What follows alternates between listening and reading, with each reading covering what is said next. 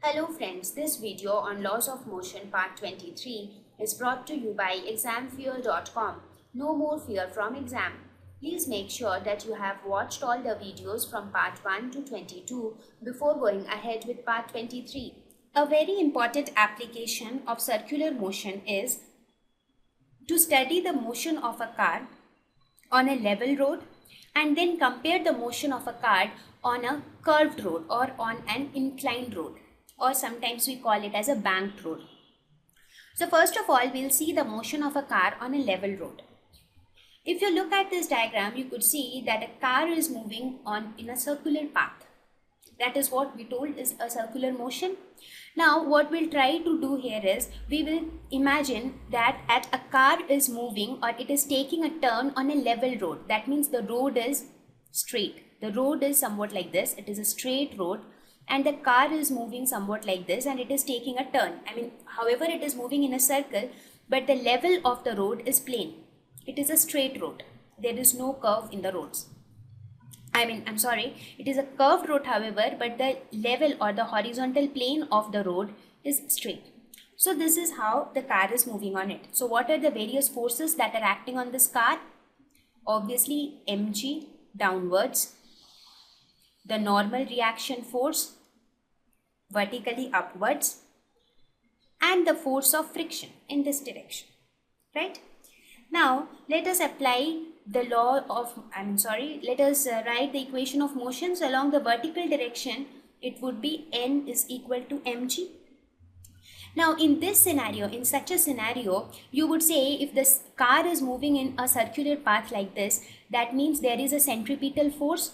So from where is that centripetal force is coming? If there is a centripetal force, that means there is a centripetal acceleration. So from where is the car getting that centripetal acceleration? In this case, this static frictional force, provides the centripetal acceleration to the car towards the center, which helps it to move in a curved path, or which helps it to take this turn.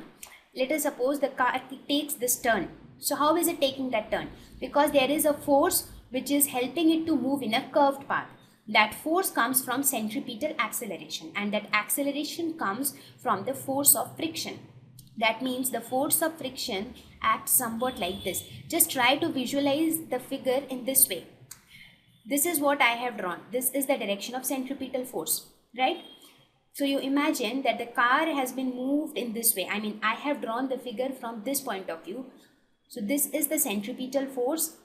Normal reaction would be something which is acting upward, that means which is upward from here, and mg is something which is acting downwards towards the ground. So I hope you can visualize the figure now, right? So we say that the static frictional force provides the centripetal acceleration, right? That means this static frictional force would provide the centripetal acceleration, and we know that the static frictional force, according to the law of static friction, this is always less than equal to mu s into n. And from the very first equation which we wrote there, we found n is equal to mg.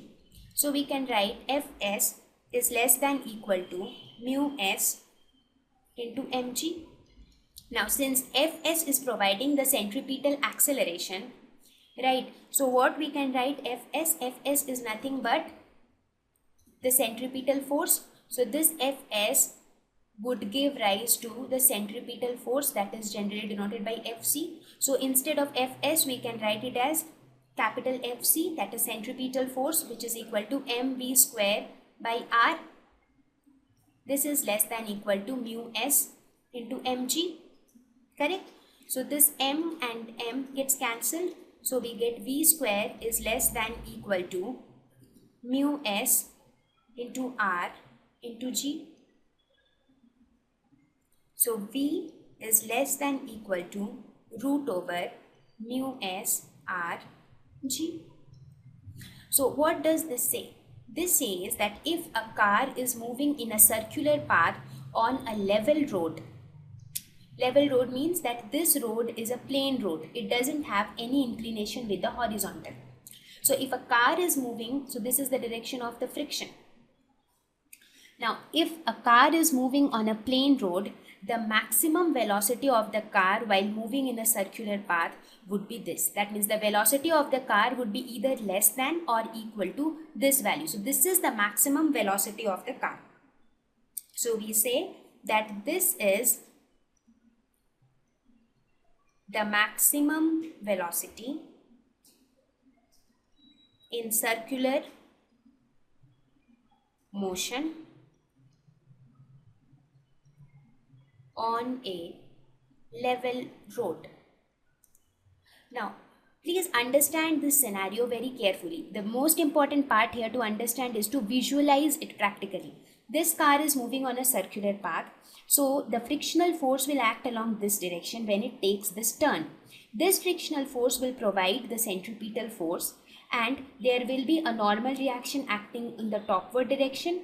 You can imagine it coming outward from this page, from the screen, and there would be a mg which would be acting downwards, just opposite to n. So that is how I have plotted it. N is upward, mg is downwards, and this is the direction of frictional force. I mean, if you think that you are standing somewhere here and trying to visualize this car, if you are standing somewhere here and visualizing this car, then you would see it somewhat like this. So I hope it is clear to you now. Please remember this value of velocity, because now we will be studying in the next slide the motion of a car on a banked road, and we will have a comparison of the banked road with this level road. So next, proceed to the next slide. Thank you.